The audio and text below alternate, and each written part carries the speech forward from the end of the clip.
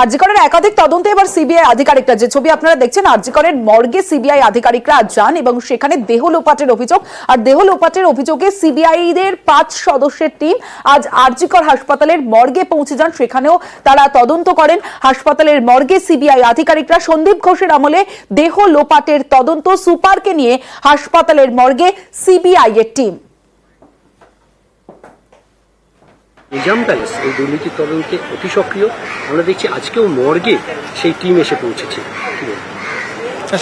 সেটা যারা করছে তারা করুক, কিন্তু আমরা চাই ন্যায় বিচার যত দ্রুত সম্ভব। অ্যাকচুয়ালি সিবিআই যারা আধিকারিক যারা এসেছেন এখানে আমাদের যেটা মর্চুরি আছে, ওনারা যেগুলো দেখতে গেলেন যে আমাদের মর্গের যে পোর্শনস গুলো আছে, নাম্বার 1 ডিসেকশন রুম, যেখানে আমাদের অ্যাকচুয়ালি বডি ডিসেকশন হয়।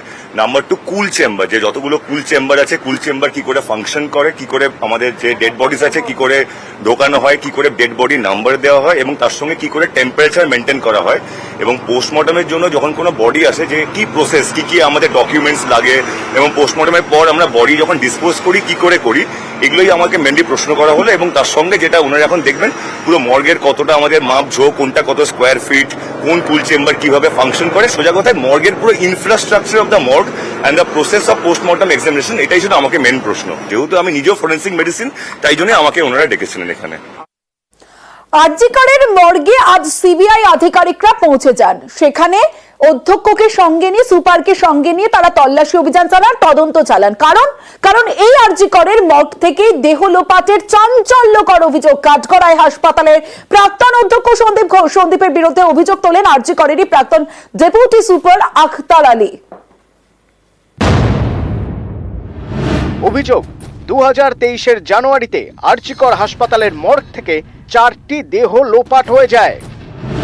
অভিযোগ, পরিবারকে না জানিয়েই উত্তর পূর্ব ভারতের একটি মেডিকেল কলেজে দেহগুলি ভাড়া দেওয়া হয় ফরেন্সিক মেডিসিনের ওয়ার্কশপের জন্য।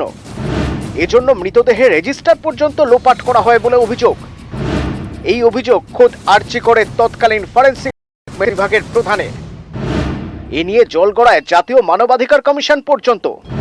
অভিযোগ, এরপরেই দ্রুত বদলি করে দেওয়া হয় তৎকালীন ফরেন্সিক মেডিসিন বিভাগের প্রধানকে। উনি ডেড বডিগুলো ওয়ার্কশপের জন্য দিয়ে দিতেন, বিক্রি করে দিতেন। আনক্লেম বডি, পিএম বডি, এটা নিয়ে কমপ্লেন হয়েছিল, ন্যাশনাল হিউম্যান রাইট কমিশন থেকে তদন্ত করেছিল, কোর্টে পিআইএলও হয়েছিল। কিন্তু তখন আর কি বলবো, উনি সব জায়গায় তো মানে এত ইনফ্লুয়েন্সিয়াল যে উনি পার পেয়ে যাচ্ছেন এবং ওনার বিরুদ্ধে কখনো কোথাও কোনো অ্যাকশন হয়নি।